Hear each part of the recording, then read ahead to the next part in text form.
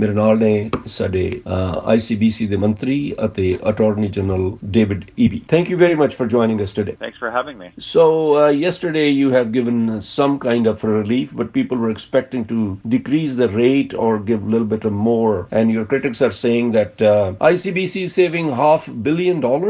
Is that true? I hope so. I hope it's true. It's news to me if it's true. I have asked ICBC for a full financial accounting of the impact of the coronavirus on their operations. Accidents are down. Calls to the claim center are down. So that's good news for ICBC if they don't have to pay for car repairs or people's injuries.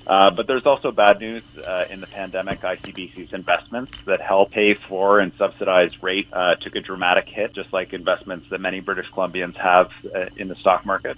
And in addition, ICBC has a number of one-time costs of providing operations during the pandemic in a different way than they normally do. So I've asked them to put that all together in a report. It's coming to me in a few weeks, and it will be available to the public so that both the public and government can have a very clear picture of what ICBC's finances are, and we can make decisions on that concrete information. Also, Jess Johal has told that $16 million a day is the average income ICBC is having, and if there's such an income, you always given us the numbers that you're losing these $1 million. So give us the exact figure, how much money really ICBC is saving. I would love to give you an exact number, and that's what I've asked ICBC to give me.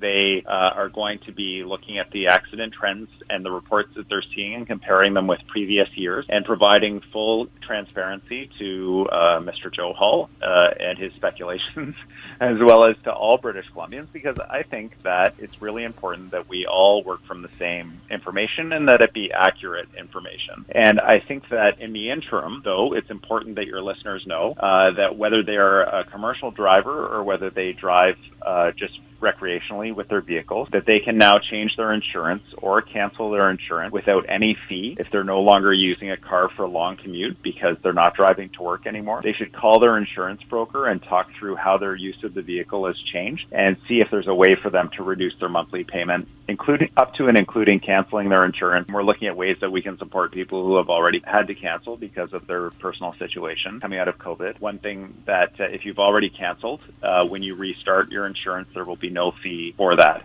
And in addition, for people who restart their insurance after May 30th, they'll be able to just use their existing license plates. Under the before these changes, you would have had to go in and get new license plates and so on. And so what we're saying is just keep your old license plates, and then you'll be able to put them back on once you restart your insurance after May 30th. And also, can you tell us that for renewals, would you open an online portal? What we've done in the interim is we have telephone renewals.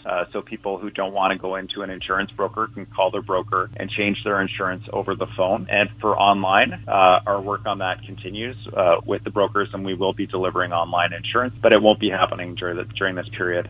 We also are continuing the work with ICBC on reforming the insurance system as a whole. So we're still on track to deliver the enhanced care insurance in May of next year that will be reducing the rates of British Columbians by 20%. So all this conversation is in addition to what is already being done to reform insurance in the province. Can we expect any other steps from you to help British Columbians in the coming days? Yeah, absolutely. There are a number of other issues related to insurance that have come up that have been raised for me by British Columbians. And in addition, I've been discussing this report on ICBC finances that we'll be releasing to the public, and we'll take that information and see what other kinds of relief and support we can provide to British Columbians, because we know that there are many people who are hurting right now, and we want to provide as much support as possible. Anything, Mr. Eby, you would like to say to the people of British Columbia in this crisis? Well, certainly in relation to ICBC, Mr. Thind, is any money that ICBC saves as a result of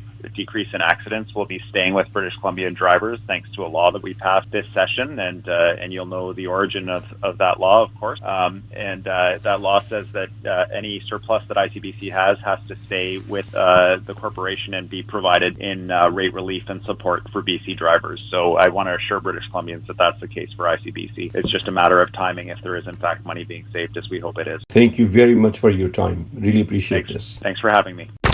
Red FM Vancouver. Red FM.